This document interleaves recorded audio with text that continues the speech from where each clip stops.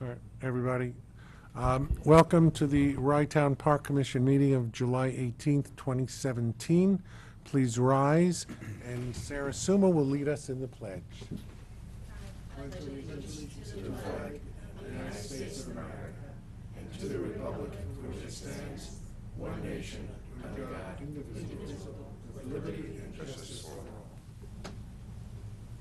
Thank you. Roll call, Deb?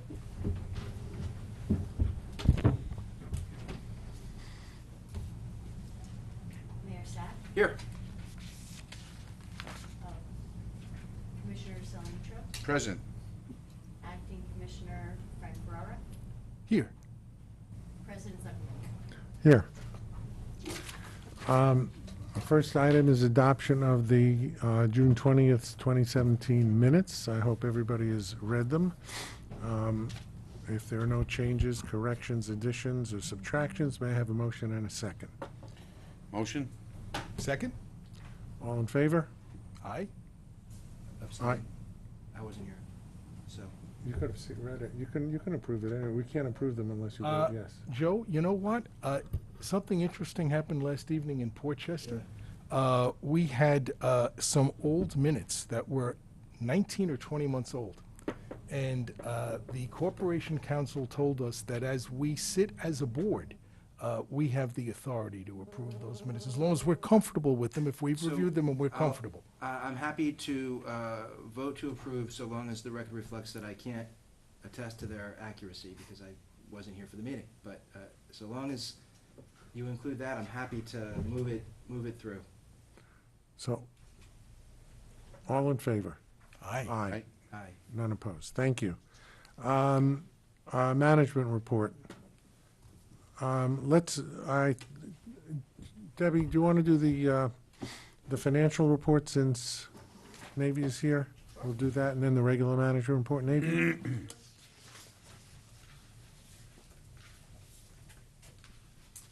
Good evening, all. I turn your attention to page 15 of 32 in your package or on your iPad.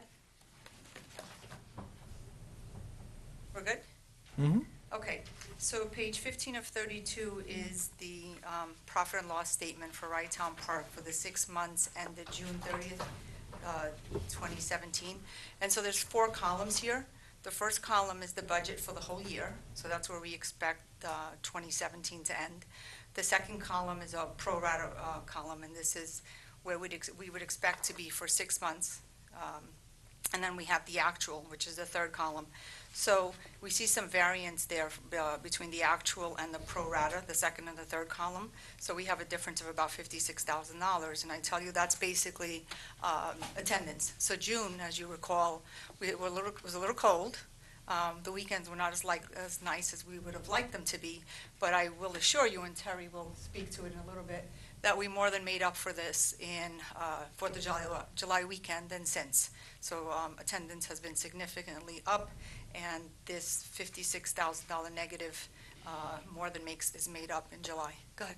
Yeah, if I may ask a question, on the previous page 14, the early July numbers are impressive.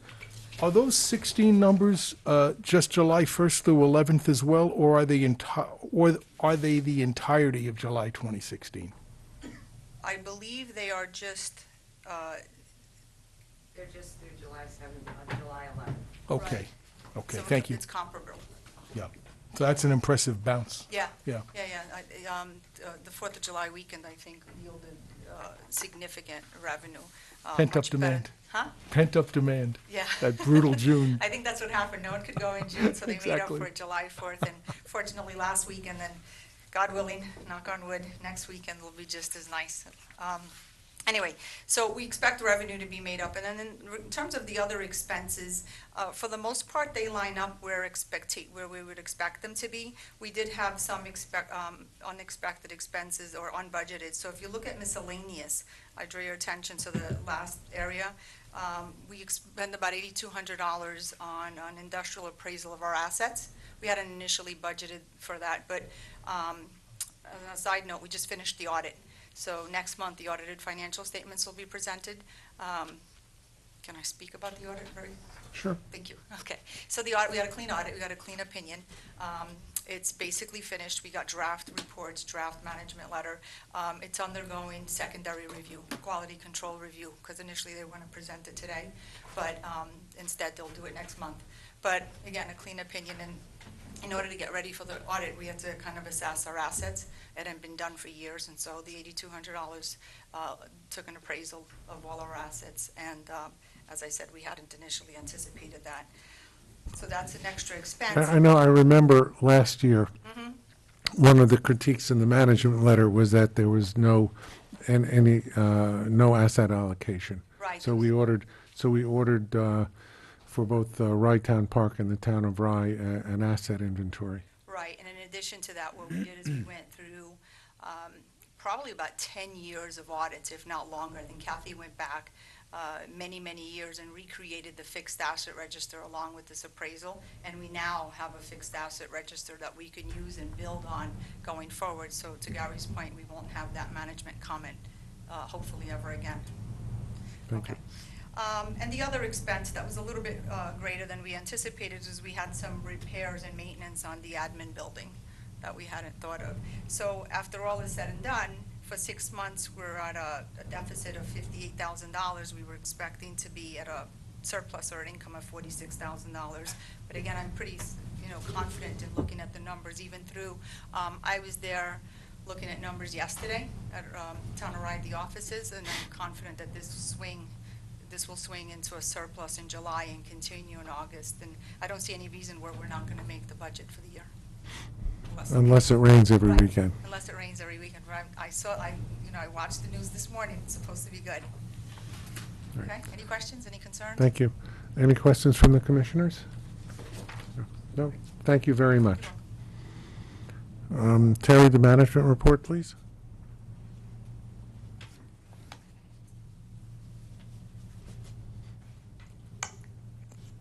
Good evening. As Navia said, weather kind of has been a damper down at the beach, and it's affecting our beachgoers for the month of June. Over the 4th of July holiday weekend, which consisted of 5 days, our revenue was $135,000, 51,000 of it just on 4th of July alone. So we've been pretty busy. Currently, our Sundays down at the park have been really busy, and the income has been around 35,000 plus on the Sundays of the past couple of weekends. Really, we're moving ahead. We're plugging along down at the beach. We're doing the best we can. We did get our new golf cart and the used golf cart, which we are being very well taking care of them, and they're a pleasure to drive now. There really haven't been any incidents at the park. Security's main focus has been on safety and also keeping alcohol and glassware off the beach, and I have to commend them because the results are, up until this past weekend, no incidents. So I'm really proud of our security staff.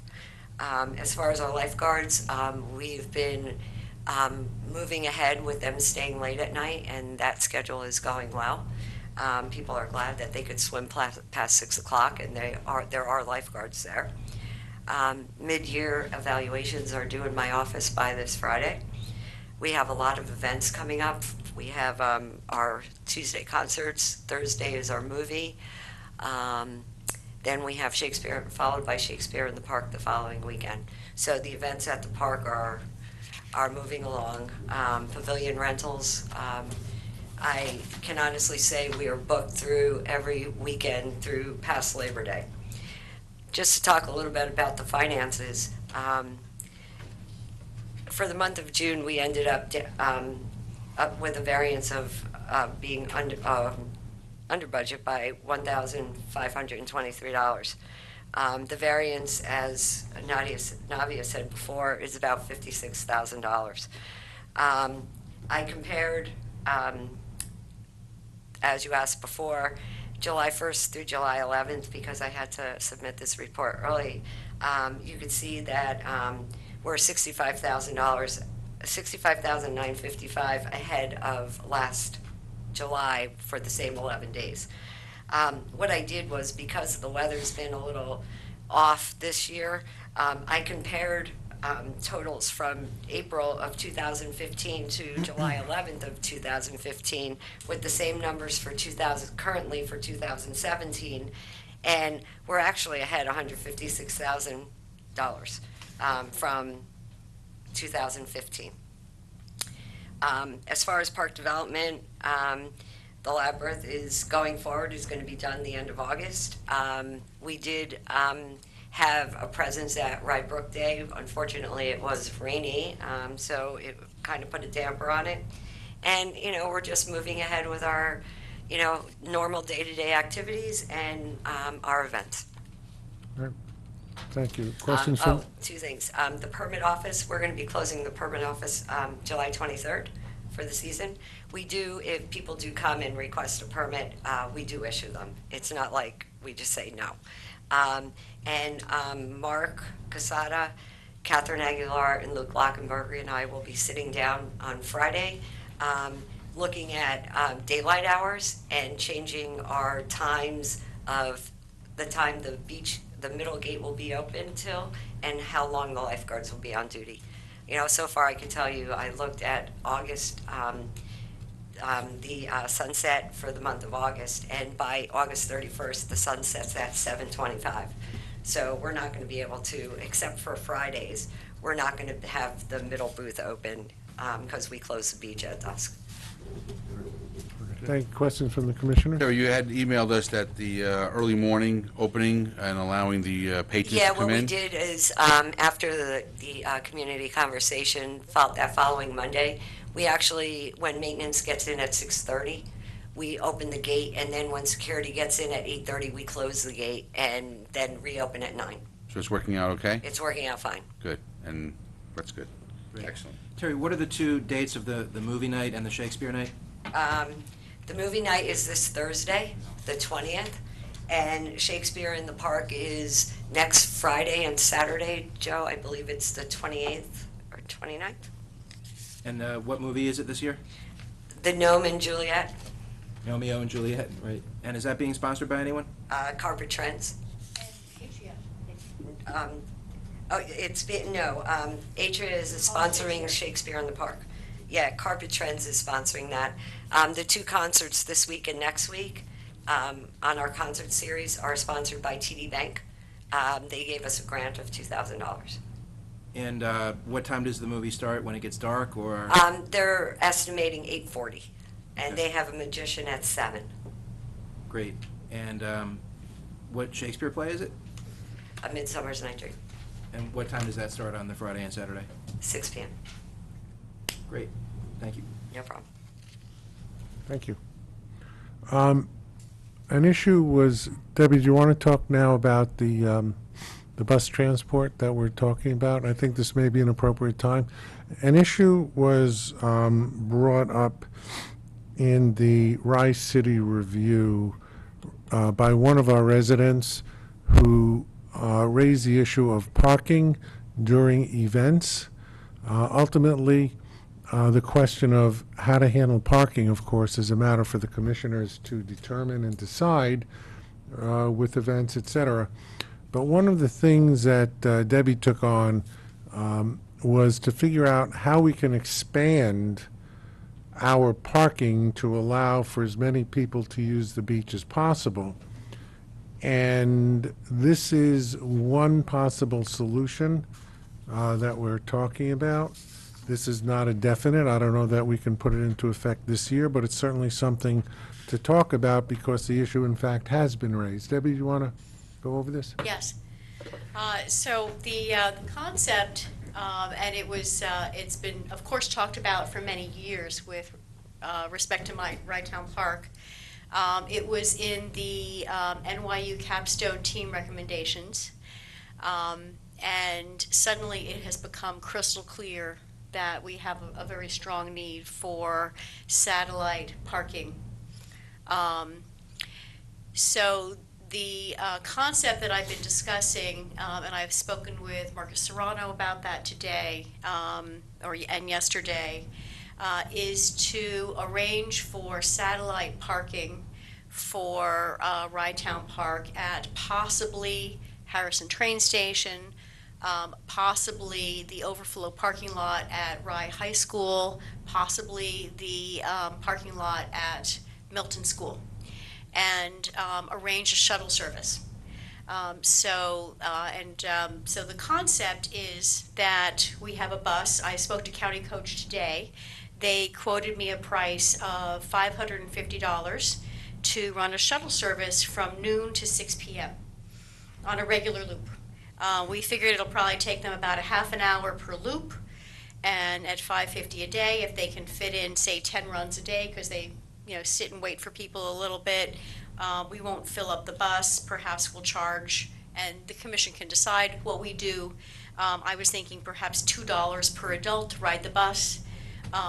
We have a shot at breaking even if we have a school bus that takes 43 passengers. It won't be full all the time, but it's an idea.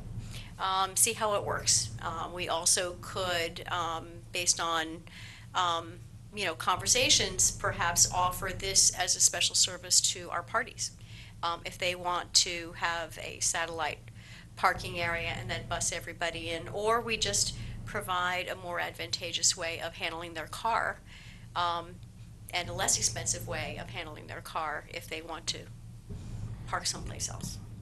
Obviously, if somebody wanted to avail themselves of the satellite parking, which would be free, and pay $2 or whatever we would charge, $3, $5, $1.92, whatever it would be far less expensive than for them to pull into the Rydtown Park parking lot. Mm-hmm. Not as convenient, obviously, but there are trade-offs, and this may be one way of alleviating And the from parking problem. From an environmental perspective, if we're picking up at the train stations, they might just arrive by train. That could be. So, commissioners, what are your thoughts? Mayor? Well, you said you spoke to my city manager. I didn't speak to him today, so I didn't know about this. This is the first I'm hearing of it.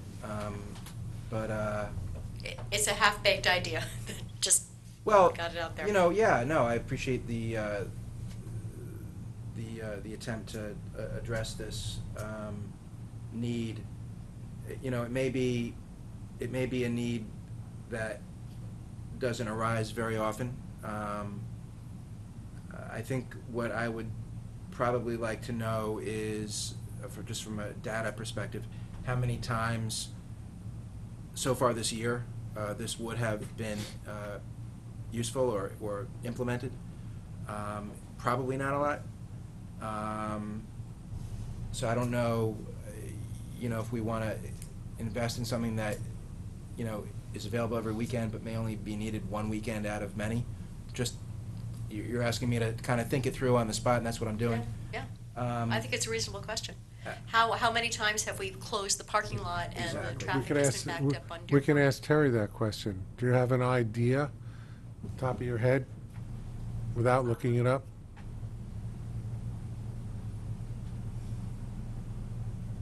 At least 7 times. This year? Over 7 different weekends, so that's like every Yeah, weekend. It's mostly on a Sunday. Of course. Sunday is our busiest day. Saturday is constant, but we don't have the need to close. We don't close during the week, so it's basically been Sundays. Every Sunday since we've been open. Every Sunday, well, no, not every Sunday, but starting towards the end of June, yes. And then, definitely, Sunday, Monday, Tuesday of the 4th of July weekend. This Sunday, we had to close twice, and then the Sunday before, we closed once. Okay. And then, so I'd like, to understand that a little bit better, like what time of day does it happen, how long does it last for, that type of thing. But just with regard to the parking lots to be used, I don't know, and I have a parking permit, but I don't know what Metro North does for parking on the weekends. Do they still require parking permits on the weekends, or do they not enforce it? I don't believe any of the stations. I know that that may not be true of the municipally owned lots, but the Metro North lots, I believe parking is free on Saturdays and Sundays. We ought to just Yeah, confirm that. but I would agree that they are. As far as use of the high school, I'm not sure that would be as easy as you might think, but I think the train stations, if they indeed are free and Metro North agrees, would be better locations. Those are my initial thoughts. Thank you. Joe, just so you know, we close about, usually on a Sunday by 12:30. We close for 1 hour and then open the lot. Most of the time, we don't have to close again unless it's really busy. This Sunday, we did have to close twice. Okay, so really, when it happens, it's a 1 hour issue. Exactly. Okay. Ben? I Frank? think, you know, anything to help alleviate or allow more parking and more guests to come to the park is a good idea. I'm not sure whether the county in Playland, in their very, very far parking area that doesn't get filled, I don't think, every Sunday, if we can work out a deal to carve out a section for Wright Town Park goers, that the shuttle comes from there. It's, you know, it's a shorter run, just a thought. But I think the prospect is it's not half-baked. I think it's a great idea. I think it should be explored further to see if there's viability. One of the things I'm just thinking about, talking about the shuttle service, I did it when I was in Tarrytown. We rented for the summer, rented a little trolley from Cape May, and we rented it for the whole summer. That's and a we great idea. and we had a trolley service, so that it gave a little old feel. Yeah. But you don't want to go too far with it, so that's why I was thinking about, you know, maybe resurrecting a sort of trolley service. And we talked about it when we had when we gauged the parking study with the residents about 6-7 years ago. We tossed around a couple of ideas that, you know, would help offset the congested times during the, you know, the Sundays, you know, which is always a tough one. But I think it deserves exploring further. All right. I think also, we can contact Playland and see what their availability is. Now, obviously, people who park at Playland will have to pay a charge at Right. Playland, Right? so it wouldn't be free. So, and I think Joe may be correct, might not be as easy to deal with the school system as we think it is, but a call could be asked, and, you know, to Metro North. I think, but all of those things are good ideas. Remember, at this point, to set this up, we're already in July. And we're going to go, certainly, the target would be Labor Day, which could be a very big weekend, and the Sundays in between, which is probably only about 5 at this point, Right. maybe 6. So because it's just a 1 hour problem when it does happen, I mean, where do people go when it does happen? I venture to say there's probably one of two things. Either they turn around and they go home, or they probably do go to Playland, which is probably the nearest area. And I think one of the issues with this idea is you're going to get there and find out there's no parking. You're not going to go to a remote location to start with and say, Correct. gee, I'm going to beat this 1 hour, you know, issue.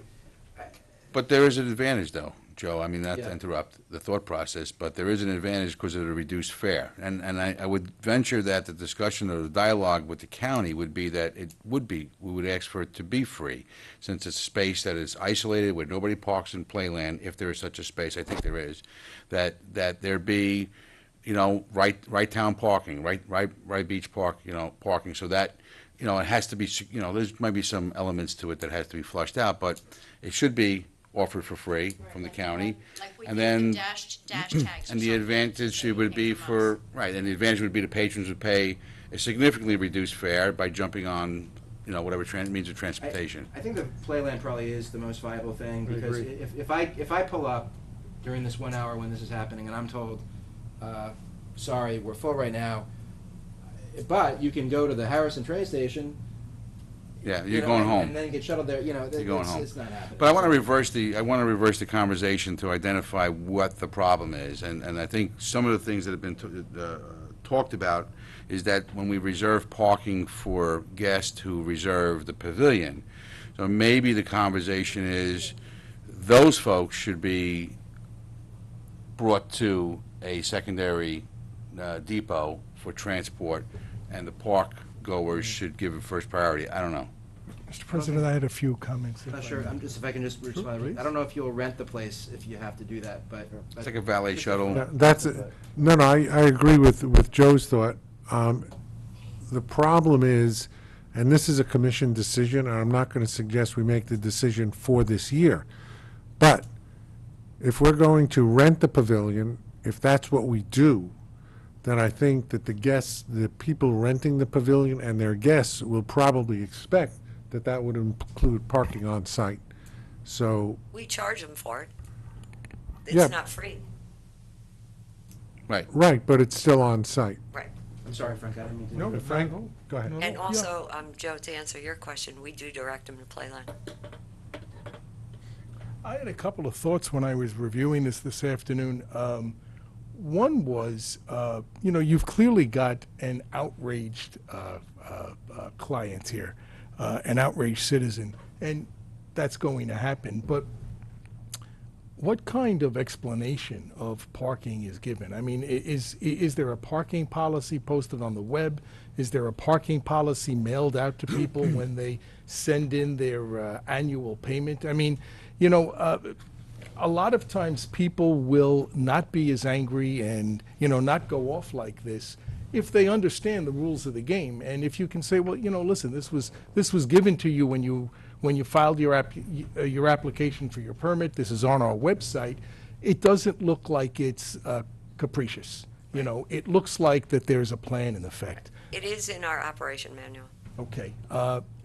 I would suggest that if it's that much of a problem, it should be prominently We posted. can do that. Yeah, and the other thing, in terms of a possible solution, do you have any idea of how many people might be turned away when this happens? It depends. The first time we closed on Sunday, this Sunday, I would say maybe not even 30 cars. Okay, because, But the second time, there are times when there's maybe 50 people waiting to come in, and they line Dearborn Avenue, which, we tell them not to because they're not allowed to park or stand there, but they do. But we do honor that and let them down first. a couple of thoughts on that. In Portchester, we have a horrendous parking problem, and we've just commissioned a study that came back to us with all sorts of parking solutions. And I don't know how many employees you folks have working at the park on a Sunday, but we're encouraging our employees, and this might not be as effective because I'm sure parking is free for employees, but we're encouraging our employees to park off-site as opposed to in the lot itself and save the lot for the high traffic lots for paying clients. That's number one. And number two, there are many ways to make a parking lot yield more spaces. And you could do this through valet parking. And, I'm thinking you could literally valet employee cars. And you might be able, depending on the number of automobiles involved, you might be able to free up 10 or 15 spaces. And that could make all the difference. So those are just some ideas I had based on what That's we're doing. all good, Frank. Excellent thinking, excellent thinking. The question as to whether the parking lot has ever been designed or redesigned with these new programs that do computer. Parking optimization. There are all sorts of parking optimization policies out there, and in fact, I can flip you guys our report, and we won't even charge you anything for it. Thank you, Frank. We, just as an aside, we've been talking about parking solutions for some period of time, automated parking solutions, and certainly restriping the lot, redoing the lot, let alone possibly repaving the lot is I think, something that's in the future. And to go along with what you said, Frank, to take that old lot with the stripes that have probably been there for 20 or 30 years, there's probably an optimal way of increasing the parking just by a restriping, probably. That would help in the lower lot, but the problem arises in when we have to go into the field. Because now you're just parking cars, like you would in any field, right next to each other. There's no, striping out there. Yep, And correct. we are only allowed to go to, a certain point in the park. And once we do, and we have no room for cars, that's when we close. Yeah. Well, this is certainly an issue that needs to have further discussion. We have a couple of members of the audience to comment. Mr. Horner, you want to comment first? I'd like to make a couple of brief comments. I went to the park with my wife the last 2 Sundays. Mr. Horner, would you start with your name and your address, Okay, please? Philip Horner, Beach Avenue in Rhinebeck, Mamaroneck. Okay? I accompanied my wife the last 2 Sundays and got turned away. I wasn't there on Monday for the famous volleyball incident that she mentions in the letter, but I know exactly what the story is. And a couple of points. The mission of the park is to be a beach. It says access to the waters of Long Island Sound. So, okay, that's the main reason for it. That makes events a secondary revenue source. But what you're doing is giving priority parking to the secondary people and turning away the permit holders. Okay. The first week we just shrugged it off and we went to Mamaroneck, Harbor Island. Yesterday was a total, Sunday was a total zoo. They've stopped directing people to park on Dearborn. It was an orderly process last year. It happened a few times last year. But the security people would say, line up on Dearborn, and as soon as it was orderly. The people didn't feel like they were being pushed around, and the point that you just made, that there was a policy to the thing. This year, the security people don't know what to tell. They say, it's closed for an hour, go home. They were telling you, go home. You came to the park and they told you to go home, not to wait. There was another suggesting, well, you could always go down to Playland and park down there and walk back. That wasn't very satisfactory. And so people started yelling at them, and they were waiting on Forest Avenue, which created a congestion problem. Then the security guys called the cops. So there was 3 ride police cars came and tried to untangle the mess. And they actually ordered the people to line up on Dearborn, whether it's against your policy or not, but that's what they told them to do to get them off of Forest Avenue. Okay, so our main point is that the priority should be for the beach holders. The second thing is about the security people themselves. They seem to be they don't know what to say to people. Go away, park here, go back, come. And the business about the volleyball was kind of outrageous, that the preferred parking there is the regular parking lot where it's paved and everything. And there were many spaces there, but they were all blocked off and people were asked to go to the grass. And when my wife asked why, she said, the volleyball players are coming. They were actually coming 4 hours later. She was there at 1 and the volleyball players come at 5. This was totally outrageous. Now, she did speak to the manager who said, oh, no, that's not true. But she was told that. So they're either making it up as on the fly, or, one person, they're saying things that are embarrassing so that they're denied later because you're not supposed to say that. This is really, really disturbing. So it got really ugly there. Yesterday afternoon for reasons that you're already alluding to, but the situation's actually worse than you're hearing. That's what I wanted to say. Thank you, Mr. Horner. Appreciate your comments. Jamie? Hi. Sorry, I have laryngitis. Jamie Jensen, 588 Forest. I actually have a question. How many people come to the park on the weekends, on average, that are permit holders? Do we have an answer? And then I'll have my second point if we have an answer. Do you know, Terry? Okay.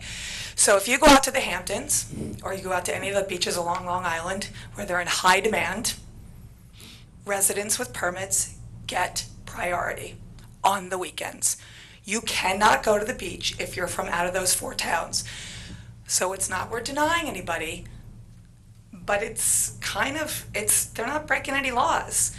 The people that have permits, and it's a way to motivate people to buy permits, and then that's a better parking problem to have than just willy-nilly, the people that are coming from 2 hours south of here, get here really early because they know they want the spot, and then the people that are permit holders are kind of put at a disadvantage. If my goal, as somebody that lives across the street, is to eventually get our communities to love our parks so much that we're willing to be in the game and basically get the cars eventually off the green, right? I don't know when that's going to happen, but I'd love to see that happen if we want to have a successful conservancy, whatever it is. We have to start testing new things. So maybe on busy weekends, it's only open to permit holders. Or 2 lines. Or 2 lines. Exactly. Some way to begin to kind of differentiate, because the more you anger the taxpayers, even though the vast majority of revenue is coming from the beach users, the long-term goals of the park are lost. So it would be nice to know that number. Yeah, I would also say that practically speaking, if you have a permit, you're a regular user. Right. If you're a regular user, you know or should know that the 1 hour problem happens every Sunday from 12:30 to 1:30. So perhaps you ought to just avoid that 1 hour.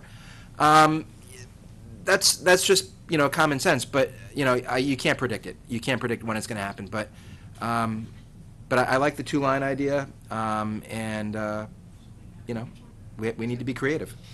Jamie, I just wanted to mention that with our the new POS system and the software we're developing, we actually will be able to track how many permit holders use the beach. I mean, that's the goal, right? Right. I just don't know off the top of my head on Right. Sunday how many get. I mean, Thank wouldn't you. it I be was also great going to be say able that we have- celebrate that Why our don't town we- residents were using our beach? Why don't we have that report? Wow, it's not just about the money grab and feeding the beast, the $1 million budget. It's actually because people want to go to people that live in our communities want to go to our beach. That would be a really good thing to sell. Debbie gets the report every month. Yeah, Good comment, Jamie. well, we could post that on our website. People could see it. We could. And I've been forwarding it to the commission when they arrive. They arrive once a month, so we haven't had very many yet. All right. I Well, bet you the people coming between 12:30 and 1:30 that are being turned away are not permit holders. I bet you they are people that are just coming because they woke up and it was a nice day and they wanted to go because they don't know. So the people that do know don't come during that 1 hour. Well, the Horners are permit holders, I believe, Yes. aren't you? well, we could, something, Are you permit holders? Oh, sure. Yeah. well, we need to have the knowledge. From the knowledge, we can create a better policy. So we need to know how many permit holders come in, how many non-permit holders come in. If we have non-permit holders, are they residents that are entitled to a permit? Because it has been the goal of the commission to increase the number of permit holders. That is one of our primary goals. We hope that every resident of the town of Rye and the city of Rye become a permit holder. That is our goal. So, I would add that we do have more permit holders this year than last year. yeah, we do. That's gone up. Gentleman back there.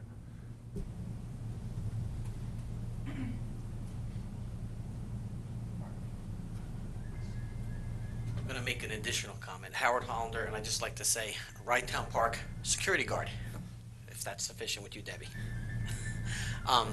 I came here to address one issue, but I'd like to explain on this gentleman's comments. I've been blessed with being on the corner of Dearborn and Forest since April. Thank God some people of Rye Town Park bring me some water out there, but I've been out there every Saturday and every Sunday. Never, and that's the underlying word, never has a security guard been rude, disrespectful, or told somebody to go home. It has never happened, and I've been there every weekend. There are certainly times people ask us, when is the park going to reopen?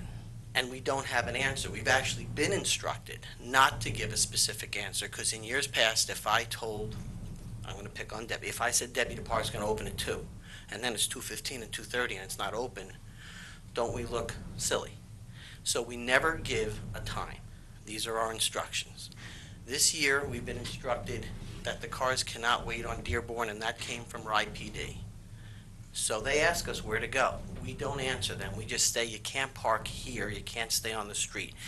We offer them the alternative to go to Playland, as you were just discussing, even as a good alternate.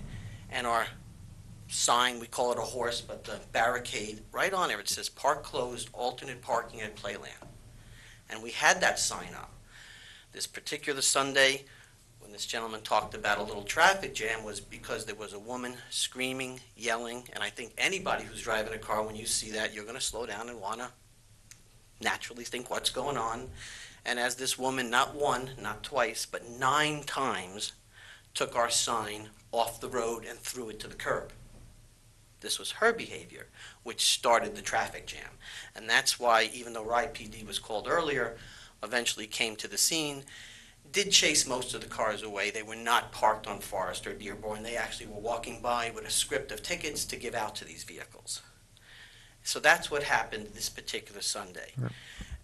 Someone else made a comment about repaving the lot. Great idea. Would you gain a half a dozen spots? I think you would, but Debbie brought up that most of the parking on the Sunday is on the grass, and we pack them in as tight as we can. So if you gained 15 or 20 spots, ultimately I don't think you'll solve your problem, you'll help your problem. I've seen and heard, and you guys talk about exploring things. I've been a manager in this department for years. I'm a crowd control specialist, trust me. These are all great ideas and worth looking into. Maybe one other thought, and I know there are money to be made, but maybe if you know Sunday is your day, and it truly is, we get, and bless this town and that park, you get a crowd on a Sunday that is second to none. And by the way, you ought to know a thing that's unique. With the Jersey beaches closed with Governor Christie and those issues, half the parking lot had Jersey plates. Half.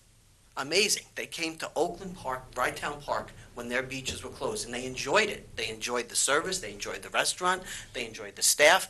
They're coming back, which is adding more revenue because they're not citizens, and I'm happy for all of you with that, but that has happened this year. So maybe on a Sunday, especially in the afternoon, maybe the pavilions should or should not be considered to be rented out. I know that's another generating of income, but I think that is the number one thing that when I stand out on the corner, people are turned away, whether they have a permit or not, and they see a car or two go by and they ask, how come that car got down?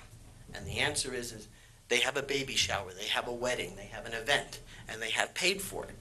I can't imagine if I was renting a venue, Marina Del Mar, Lake Isle Country Club, and I had a bar mitzvah, I had a christening, I had a wedding, and my guests were turned away, how I would feel.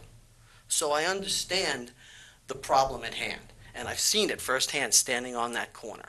So I think that's the visible thing that irates some of your permit holders, and I respect it. But please, the guards are polite, respectful, that we're doing a great job. We've had no instances, thank God, except for this one that happened this weekend. And, you know, we're doing everything that we're asked of. It's a problem. I think you guys do have to explore things, but I just wanted to share those thoughts with you. Thank you. Thank you, Mr. Hollander. Appreciate it. Yeah, Mr.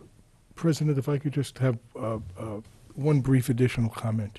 You know, I appreciate, you know, wanting to cherish our parks and have conservancies and all the rest of it, but I would rather be in a position where we're not turning people away. These parks are not museums. They're meant to be enjoyed.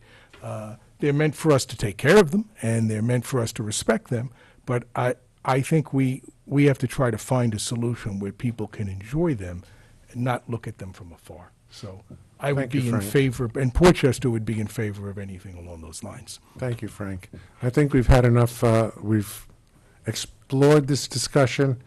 I think that we need to go further. Debbie, if you will research with the school, with Playland, et cetera, and we can see what comes of it. Maybe nothing at all, but we'll explore it. Gary, I just have one Yeah. quick comment because the Dearborn parking was mentioned very briefly. I mean, that's a hazard, and that's a safety hazard for people who live down at Water's Edge. So I'm pretty sure, Terry, that you don't allow people to just loiter there, and that should not happen. And I know it's been a long-running concern. We try to address it and we try to manage it. but I don't think that's something that we should be allowing to happen. If the police are there, they're not going to allow it to happen. And to the extent that the security, can help facilitate that as well, I think that would be, very much appreciated. This young lady here? One more comment? Last comment then. At the microphone. Hi, my name's Nancy Vincent. I'm a resident of the city of Rye for over 20 years. I think you're missing the point here. It was brought up by your name, that, we are, I think, so focused, the commission is so focused on the park being a revenue-generating a business that we are losing sight of the patrons of the park who just want to enjoy nature, walking, and the beach. We talk about increasing the capacity of parking, and in those cars, and usually more than one person, I'm concerned that our little gem speck of a park, we're not Island Beach, New Jersey, okay? We are a speck. We aren't, hundreds of acres of beach. So I think that if we look at off-site parking, something that we must not lose sight of is that, how much, space is there to accommodate, all these, weekend, people? Do you want to be walking, across the park, shoulder to shoulder on the beach path? Are we going to look at, and I think this is something to consider, a body count? You're talking about the cars, but there should be, I think, a limit to the number of people that come to the park. Look at the bathroom and facilities. They are in pathetic shape. It's just like we're trying to squeeze 10 pounds into a 5-pound bag, and we're really losing sight of what Ryetown Park should really be about, and that is and I'm one, nature, contemplation, not some miniature version of Playland. Thank you for your comments. Appreciate it. Just one brief comment from me. The commission, all of us, are very cognizant of many factors. Our primary purpose is to make the park enjoyable for everybody. All the residents of the city, all the residents of the town, and our visitors from outside of that area. We hear people say we're chasing dollars and some iteration of that. We're not chasing dollars. It just costs money to run a park, to upkeep the buildings. We're looking for grants so that we could make the ramps handicap accessible, to renovate our bathhouse and administration building eventually. It costs money for security. It costs money to maintain the lawns. It costs money to maintain the beach. We brought, how many tons of sand do we bring in every year, Debbie? I forgot the number. It's a lot. 12 tons of sand. All of those things cost money. You're not going to enjoy the beach if you don't have any sand. So we are here attempting to balance all of the interests. And our interest up here is to make the park as enjoyable as possible for everybody, and to do that at the most reasonable cost. So, and with that, thank you all for your comments. They were all taken in by the commission, and we will consider it. Our next item is discussion with the Greenwich Point Conservancy. Unfortunately, the gentleman had an engagement that he had to attend to, and he will be visiting us next month. As many of you may be aware, it was recommended in the final capstone report that we seek out such things as the Conservancy to see how they manage a park that is similar in nature to our own park. And I'm looking forward to that discussion next month. Our next item is a resolution authorizing a grant to the Office of Parks, Recreation, and Historic Preservation. Judy Eisenberg, that's yours if you would like to make a short presentation on that one and the next one, the full implementation of ADA. Good evening. We're preparing a grant to the New York State Department of Parks as part of the consolidated funding application for the replacement of the ramps and entrances at the South Beach and Myrtle Beach at Oakland Beach. Right now, the ramps and the gates as they exist are not ADA compliant. To be ADA compliant, they would have to have a slope that's 1 to 12 in ratio, and they are 1 to 5 and 1 to 6. So when we were doing our research for this, we found out that we have not only a fairly high number of disabled people who may not be able to access the park or the beach, but that we have a growing elderly population who the county considers frail and elderly who may also be having trouble accessing the beach, if not now, then into the future. And when we started doing our research, we also realized that we are the only beach on the Sound Shore that has not made this accommodation for the disabled. Glen Island, Harbor Island, and Rye Playland have all improved their ramps to the beach. So it seems like a perfect moment in time. We've been trying to do this, I believe, for over 2 years. That Middle Beach ramp especially has been a little expensive, in part because of the need to pile drive to make sure that the structure is secure on sand, and also because we are now in a CEFA, a coastal environmental hazard area, which is designated by the New York State DEC, I think after Sandy, meaning that there's a potential of it needing to withstand severe and frequent storms.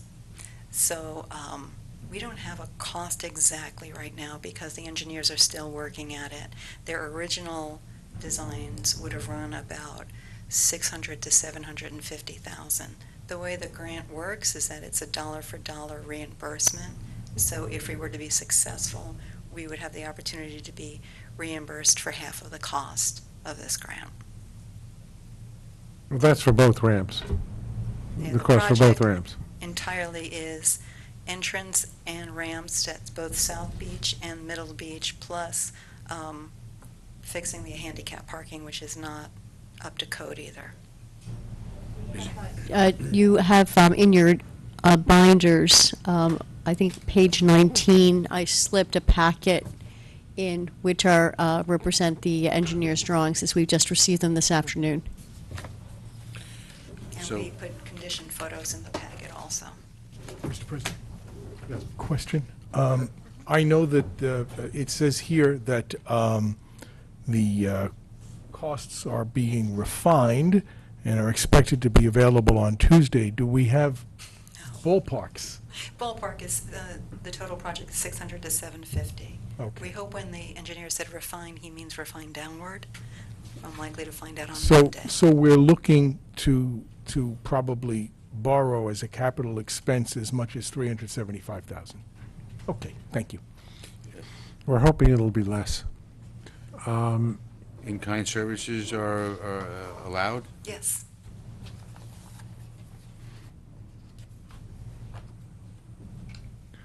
We are waiting for costs. We're not going to have another, this application is due July the 28th. The Yeah. 28th. It's a CFA, so you CFA. get one shot a year. So we have the one shot. There's no guarantee that we're going to get the grant. The town of Rye is also independently applying for CFA grants for the community center at Crawford Park and stormwater management in Rybrook Avon Circle and near the Portchester Middle School. So, We also going to incorporate the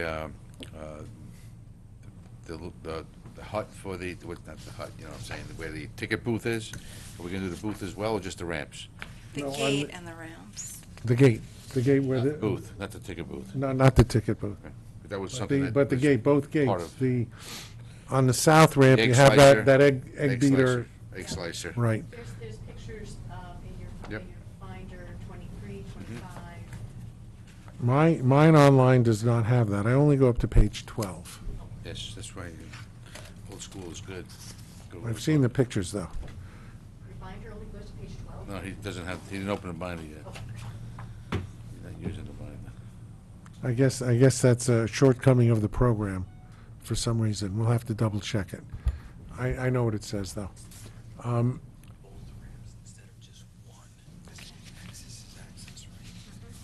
Mr. So Gold? I just got asked a question. What's the rationale for doing both ramps instead of just one? We did look at that. Cost Yeah. efficiencies. Cost efficiencies, both ramps really need to be replaced, and they're gonna have to be replaced one way or the other. So there is a case to be made, well, why don't we just do the Dearborn Avenue ramp, the South Beach ramp? That would be really easy, there's parking there, it's flat, it's a shorter ramp, it would be a cheaper project, it would be. The original estimate was about $180,000. The other thing that I like about that area is that if we ever wanted to order for added amenities, beach wheelchairs, Moby mats, things that some of the other parks do, it has an unused beach area that would make that really nice. When we were thinking about it, though, the other problem that we have is that regardless of whether we do it now and do it under this or do it in some other way, the Middle Beach ramp also needs to be done. That's my question, is why? I mean, if the goal is access for people with special needs, right? Because, Access is access, right? So you have it there. Russ, one of the problems is with the parking lot, if you need to get to the middle ramp, most of the parking is up in that area. It's very difficult to get to the south ramp from the parking lot. No, it's just the opposite. No, There's no. a flat, but it is difficult. Not, It's by all the handicapped spots. Yeah, it is, and there's a flat walkway, there is. The issue, though, is that you can't get any place else from there, right? So if you're handicapped and you wanted to go from the Right. South Beach to the restaurant, you either have to navigate the stairs, or you have to go all the way through traffic in the parking lot. So that's not an optimal Right. solution. The other thing is that we do have a personal injury lawsuit pending on the middle ramp. So this is an opportunity to help defray the cost of redoing the middle ramp. Now, what I'm thinking is that if we were not to get the grant, the fallback, the out-of-pocket fallback might be to do one and not both. But I think the opportunity with the grant is to ask for both. Yeah, that's good. But, and I don't know all the rules, but if we were just, for some. Russ, reason- if you're going to speak, Yeah. please, the microphone. If for some reason we couldn't do both, and we did have to go just with the south ramp, would that make us compliant? Because that's the end game here, is that we need to be compliant, right? The end game is to make the entire beach and park compliant. Doing one ramp is not going to make the entire beach and park compliant because we have handicap accessible bathrooms that need to be installed. There's a lot of work to do. What about This the is north- but, What about the access to the north end? this is but the first step. What about this access is- to the north end then? You know, I mean, you're kind of like saying that it's either all or nothing, and I'm Well, I just think questioning that. Russ, the motivating factor was the fact that this commission has been talking about doing the middle ramp for years. That's true. For years. And the increased motivation was the lawsuit that occurred several years ago because it is dangerous. And it will remain dangerous no matter what we do. So that the possibility would be that we may have to consider closing that ramp if we don't make it handicap accessible. That's a possibility. When we were looking at it, it was my idea to do the south ramp as well, because you have easy access from the street.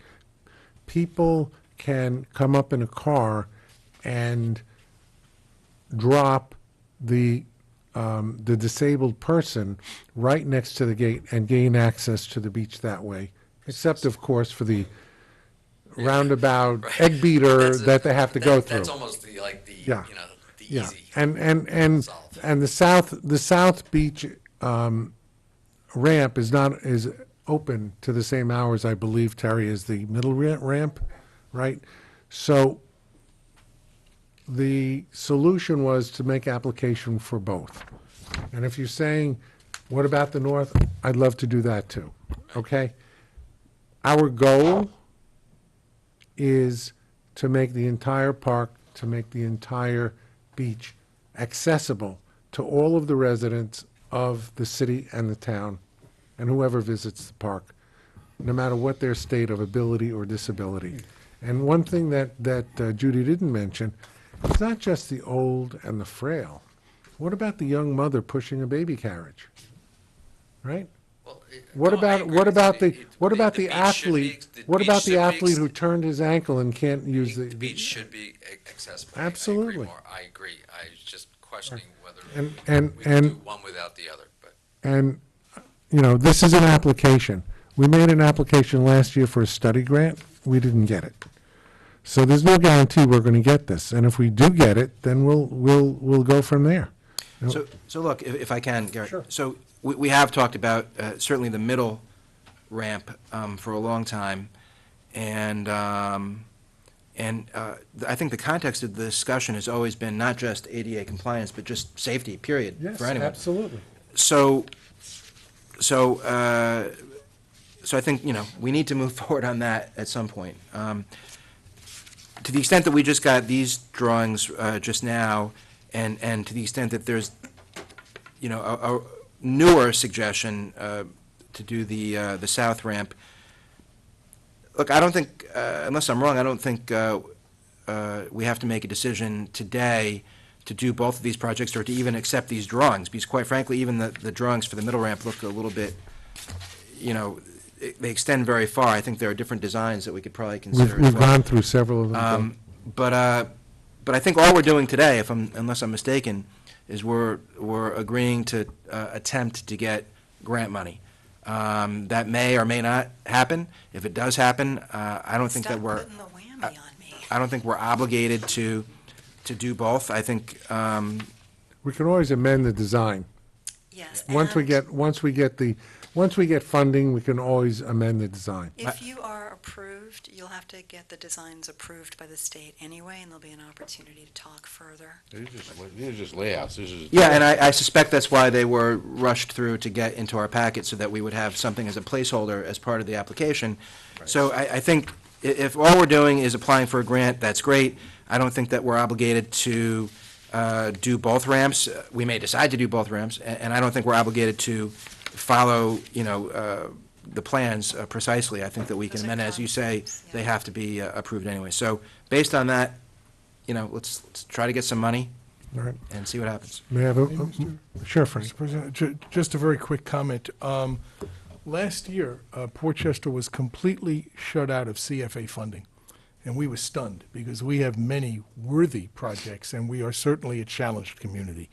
And the state told us that with their money, they want to be the last dollar in, not the first. They're only interested in financing projects that are shovel-ready. So I am delighted to vote for this tonight, and and frankly, if we want to proceed, we have no choice because the CFAs are due the end of July.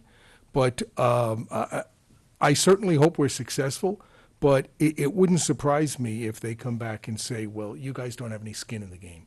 And if we're not successful, I obviously won't be here, I would urge this board to decide exactly what it wants to do, vote to proceed, and then submit another grant application next year.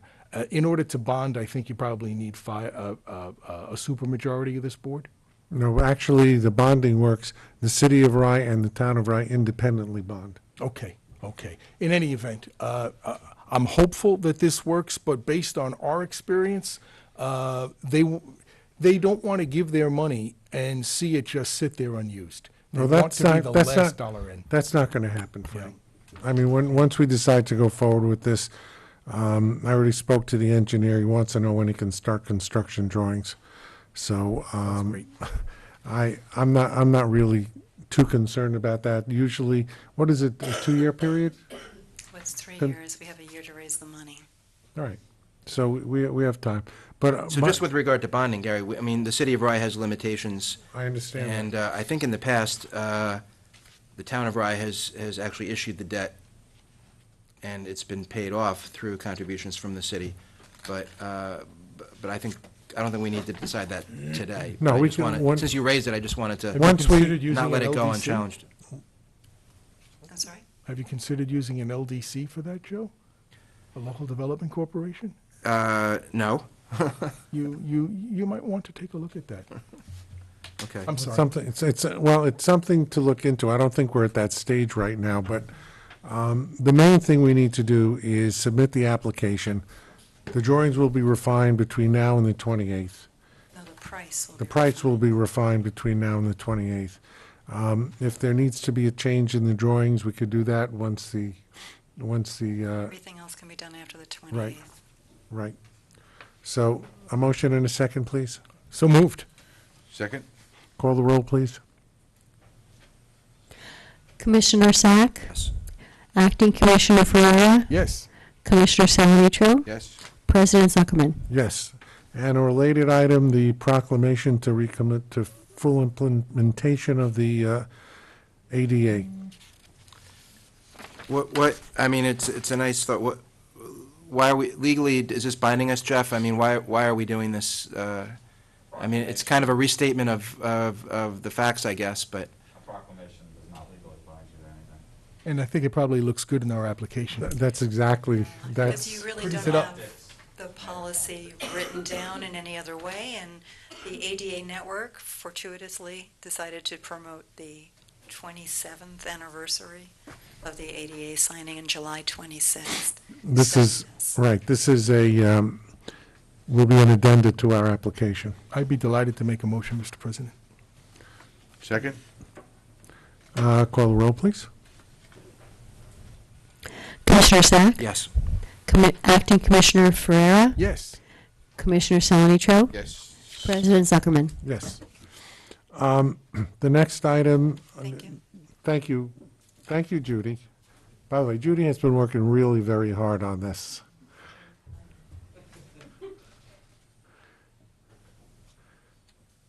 And I think the actual application is in the materials. I mean, it's quite lengthy, and there's a lot of explanation in there. This is a resolution for mold remediation. Debbie, this is your baby.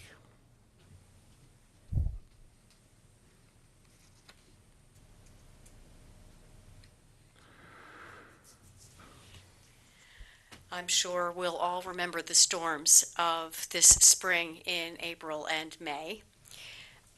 If you recall, and Acting Commissioner Ferrara, you won't perhaps remember, that our buildings sprang leaks from altogether new places this spring. When staff came to work the first week of April, they found inches of water in the security office. Subsequent storms brought rain coming in through all kinds of different places. We took emergency measures to address and seal the buildings so that they would be safe for staff to occupy and safe for park goers to walk by and through. The suggestion was made at the time, I believe, by Commissioner Salanitro. Please have the buildings examined for mold. I would say that echoed strong concerns on the part of staff that were very concerned. And we did. We had went out to bid for a mold conditions report, which we then had produced. Then once produced, we sent it out to remediation companies. We now have in hand 3 proposals that are within $1,500 of each other. And the next step is to commit to one of them, the most reasonable, lowest bid, and commit to that. So that process is now starting. I intend to seek out the guidance of Commissioner Salanitro, as well as the staff at the City of Rye, who already know that it's coming. And we will examine this together and choose the best provider. So the resolution is giving President Zuckerman the authority to go to contract when that decision's been made. And we intend to do that in very short order. So you went to RFP on this, and you have 3 bids? We didn't do an RFP. It wasn't necessary, but we invited several bids. Understood. So the leaks that appeared after all these storms, were they temporarily fixed so that when we do the remediation, we don't have to do it again? God willing, yes. We had a small squirt in the last rainstorm that we need to address, but yes, we withstood several really bad rainstorms. We've had a number of them. If there are no further comments, a motion and a second, please. So moved. Do we have an estimated cost on the motion? It's for not to exceed 20,000. 20,000, okay. Second. Call the roll, please. Make the motion. I did. Thank you. Commissioner Sack? Yes. Acting Commissioner Ferrera? Yes. Commissioner Salanitro? I'll vote yes, but also to add, this was not just for the employees, it's also for the park goers as well. We don't want a sick building getting other people sick. Yes. President Zuckerman? Yes. Next item is a restaurant report. I know that Ocean Grill is here somewhere. I saw you walk in, Mr. Ciafatelli. Debbie, do we have anything in our packets on that? No, he's gonna make it. Okay. A copy of the restaurant RFP, that's all I got. Okay, thank you so much.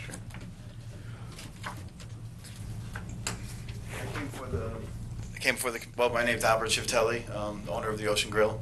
One of the reasons why I came here tonight is to get permission to do another concert out in the park, a free concert for August 31st we're looking for, and the ability to be able to have an event trailer out there to sell, beer and alcohol as well with it in the park.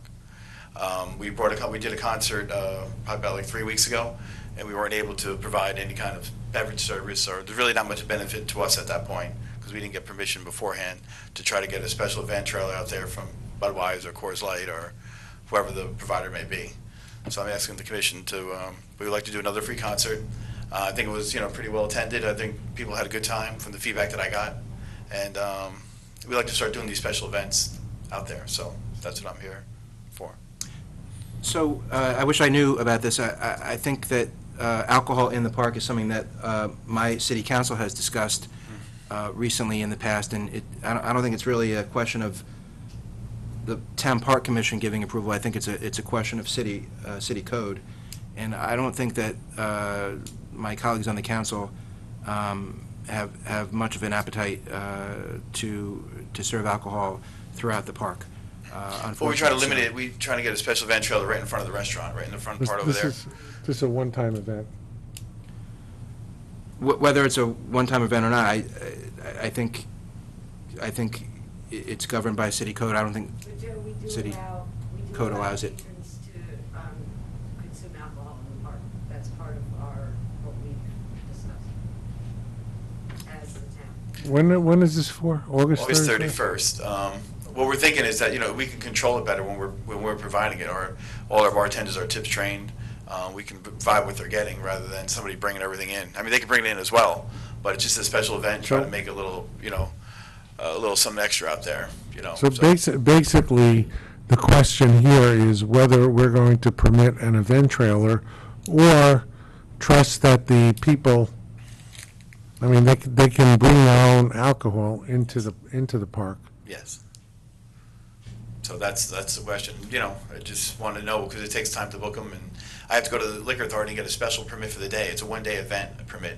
The state liquor authority has to grant us, and we have to notify the Rye-Town Police ahead of time, 2 weeks' notice, to let them know. Rye City Police. Rye City Police, let them know what's going on, and they have to be aware of it, and they get the permit for the day. That trailer's got to be special permitted. You can't do it without, you know, permission from the state liquor authority. And we do it at other parks as well. You know, I do Westchester County, a lot of different events, Kensico or whatever. We do the same type of thing. We do a one-day special permit.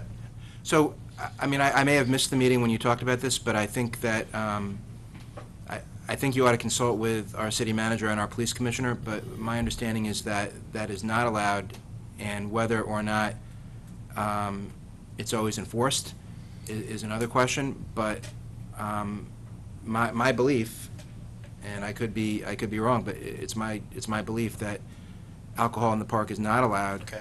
And it's not a question of even this I board don't think that's approving it. entirely true, Joe. I think that we serve alcohol at the pavilions during events. There's an event permit that the city is aware of.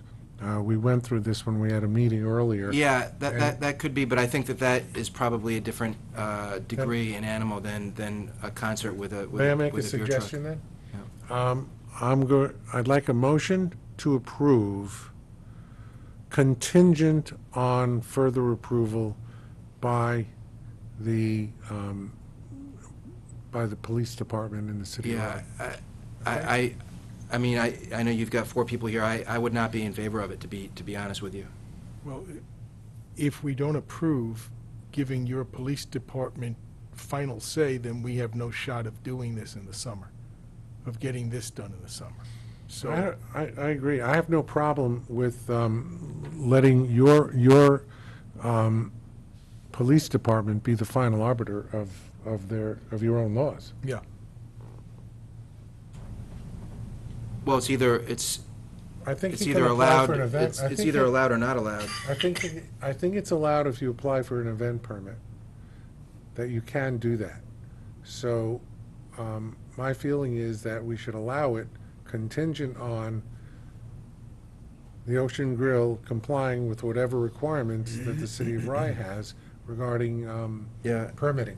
There's also the question or the issue of the code and its enforcement and the discretion of the Rye PD. And the meeting that we had, not too long ago about that issue seems to have been resolved on the side of erring on the side of tradition of the park. And the enforcement was really not changed. So things are as they were. Am I wrong?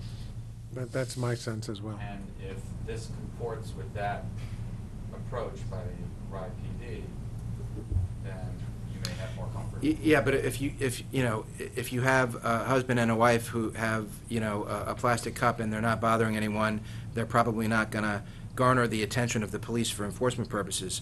If you have a special event at the pavilion where there's a permit issued and people are sitting down at tables and, doing something like that, it's more under control. This is bringing in a beer truck and in conjunction with a concert, certainly use the word tradition, certainly is not consistent with any tradition I'm aware of, and even if it was, I just don't see that as the type of environment that we're trying to cultivate there. It may be fun for a lot of people, but I don't think consistent with what we should be having there. That's just my opinion. It sounds like other people feel differently, but Well, you have a veto today. Well- No, The all reason, I'm, just to let you know, the reason all- why we brought this to a head is because people are coming up to us in the restaurant asking us when we're going to do it again.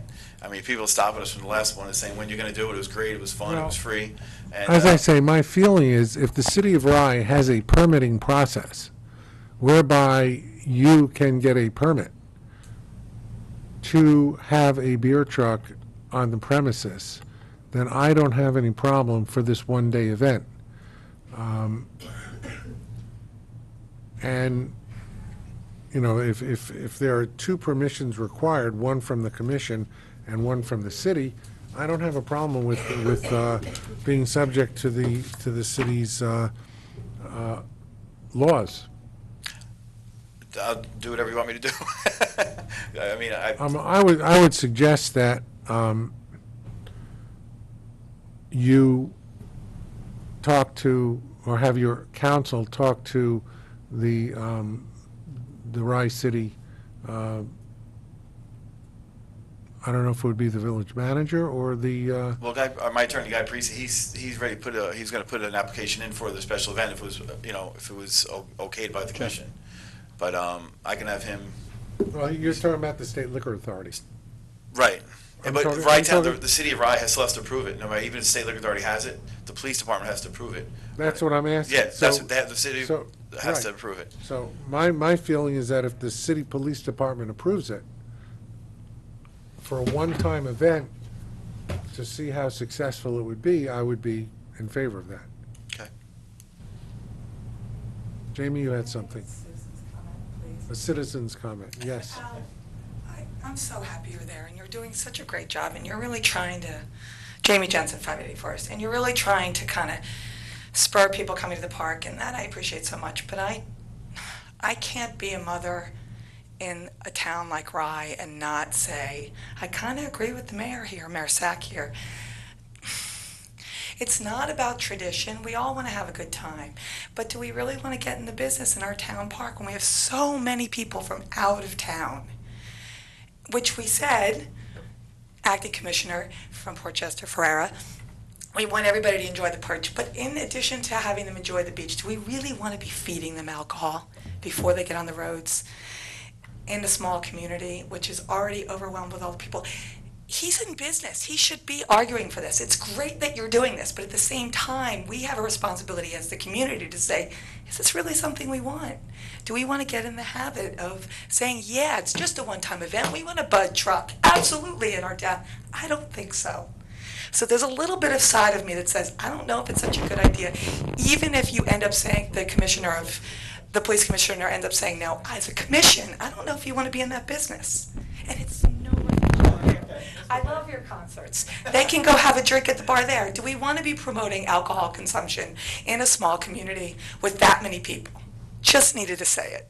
All right, well, obviously, the commission is not going to approve it, so we'll hold this. I don't know if there'll be time at our August meeting to change our minds. In the meantime, feel free to go to the Rye City Police and ask for a permit. There are other things. Okay, I was just trying to create a little excitement. Okay, I'd like to propose a discussion item for the next meeting, that we forbid the restaurant to sell alcohol to anybody from out of town. Yeah? So, Yeah. No, okay. The It commissioner was was tongue-in-cheek. Jamie. So now, is there anything that prohibits? Jamie, thank you for your comment. It's well taken.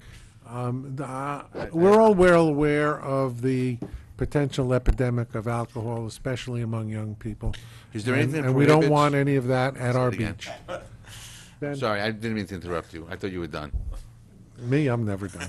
I have just a quick Ben, go question. ahead. Is there anything that prohibits your patrons from purchasing alcohol at your bar and walking outside and watching the Yes. thing? Yes, There is. technically. Okay. They're not allowed. Because I heard something. It was mentioned in the report No, this it's month. against- No, I heard something differently that said that. No, it's against Last state year, law. I guess when the other provider was here, he allowed it, and this year they're not allowing it. No, so we, we're not before, allowing it. So your patrons have to stay on the On premises property. of the Right, restaurant. and the the funny Ocean thing is that Grill, the Ocean Grill liquor license Limits. limits any liquor license in an establishment, limits it to the premises. Premises. Okay, however we would define the premises. In the future, we may wish to define the premises and have an outline on the beach, for example, to bring it, or an outline in the park, for example, to bring it. But that would be the premises. But right now, his premises is only Okay.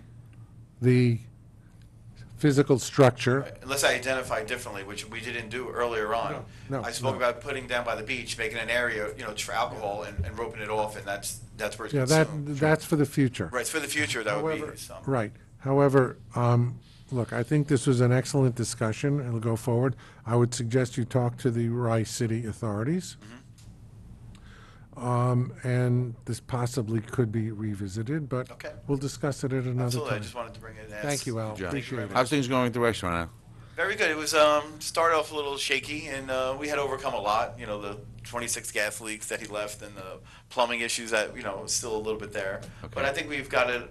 Considering what we were up against, I think we came out very well on top, and our staff's better trained. In the beginning, it was everybody's resume said they worked on Greenwich Avenue and Yeah. the best waiter and waitress.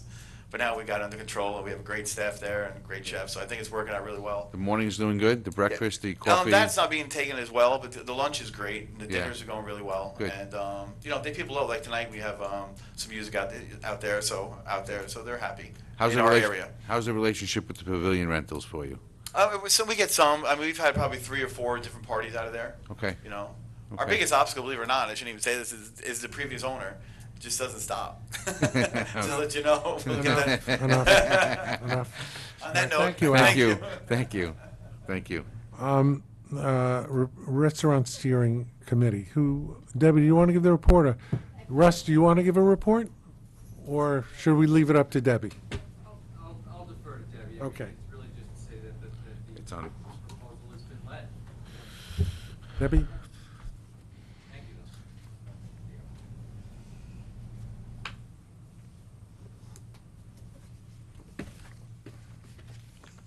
Yes, the restaurant RFP was posted and disseminated in early July. You each have a copy in your folders. There are extra ones here on the table. We want it distributed far and wide. We want as many healthy proposers as possible. It's the timeline for our RFP is as follows. There is a pre-proposal conference on July 24th. We have 2 sessions, one in the morning, one in the afternoon, and it is essential, it is mandatory that if an entity intends to submit a proposal, that somebody representing that entity be in attendance that day. So they must make a reservation, they must be there. Even if they don't make a reservation and they show up, they've got to be at the pavilion at 10 o'clock on July 24th, or I believe the second session is at 3, I believe. After that, questions are due, submitted in writing by August 7th. Bid due date is August 28th. Our shortlist notification will be the week of September 11th. We'll conduct oral interviews the week of October 4th. Actually on October 4th and the 11th, and the aim of our committee is to make a recommendation for contract award by late October. Thank you. Questions from the Question, commissioners? do you know if it's the intent of the committee when they indicate a mandatory meeting that if folks don't come, they are disqualified? Yes. You should state that. There's nothing about disqualification for failure to attend. A mandatory meeting means mandatory, but it doesn't necessarily connotate, in my view, a disqualification. Understood. You might want to do an addendum on that, but it's important. Thank you. Any other questions? Excellent job. Good job. Thank you. Are there any comments from the public on non-agenda matters? Debbie, that's not on the agenda. What? Public comments on non-agenda matters. It's not here. Good evening. I'm Vicki Farrington from representing the Friends of Rytown Park, and here is our newest member, Jackie Dempsey. So Welcome. We're here to first of all thank Debbie and Rocky Lagana for doing the beautiful job on the Dearborn Garden triangle there. Every year it seems either it gets plowed over or something happens to it, and your team puts it back to life. It looks beautiful. We just want to let you know about the new duck feeder we're going to put into the duck pond. This will be, I think, our 3rd attempt at having something that people can, duck feed that is good for the ducks instead of bread. Each attempt we made was vandalized, and not that the money was taken, it was just for the fun of breaking the globe or whatever it was. So we'll see if this works. I don't think there's security in that area, correct? Any security? Right, but yeah, so, Do you mean video security? yeah. And There is none. However, perhaps we should discuss that and we could figure out a way to get a camera in there. I think that's a good idea. Yeah. So, anyway, so that's, obviously seems to happen at night. Also, what we'd like to do is, like, at that part where you feed the ducks, it's always very wet. So we were wondering if, and we'd try to work on this, to put some sort of a boardwalk there, which people could walk on instead of in the mud, and, push wheelchairs and baby carriages, and that's a project we'd like to look into. And maybe take the steps away, because we're afraid someone will fall into the duck pond, although everyone can say, our kids did it, we did it, and I don't think anything ever happened. Also, we were talking about art in the park, and Jackie actually had a great idea. Do you want to say? Jackie was saying maybe we could get either SUNY or some other company or, business that handles students who do art and have a contest for different pieces of art. And our group would prefer that there's nothing definite, but that it does change, whether it's every year or whatever. And maybe by having a contest, we could raise some money and also bring awareness to the park by having, the community participate. Let's see, also, the last thing is the labyrinth. I don't think that's ADA compliant. I don't know how you're going to get there if you're in a wheelchair or you have trouble walking. So that's all I have to say about that. They are going to buy a bench from us, so once you get there, you can at least sit down. So that's it for tonight, so. Thank you. Thanks. Thank you for coming. Any other comments on non-agenda items? Yes, ma'am?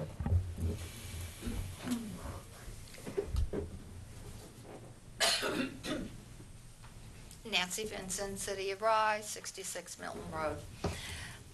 A question. The last meeting that I attended in June, we were talking about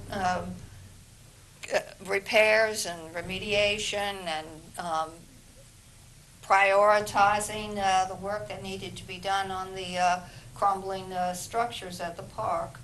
And I'd like to know where we stand on all of this. I mean, it's like this has just not even been, mentioned tonight. I mean, I'm at the park several times a week, and, there the buildings are, crumbling away. I mean, we're going to do mold remediation, but if, you don't, renovate, these buildings and make them, sound and dry, you're going to be dealing with mold with every major storm. But I'd really like to know where we stand on the whole renovation and conservation. Our architect, Lisa Easton, is preparing a final report, and hopefully we'll get cost estimates soon. And the next step would be to apply for grants. She would be doing the application for grants to help us finance. We are awaiting further information, but she is working on it. She intends to be at the August, our monthly meeting in August. I believe August 15th is the date, and give an extensive presentation on conditions. So your comments were well placed. Thank you. Anybody else? May I have a motion to go into executive session to discuss a matter pertaining to litigation? So moved. Second. And all in favor? Aye. Aye. And I'd like to comment that we will resume the public session only to adjourn. We do not expect to have any further business after the executive session. So, thank you.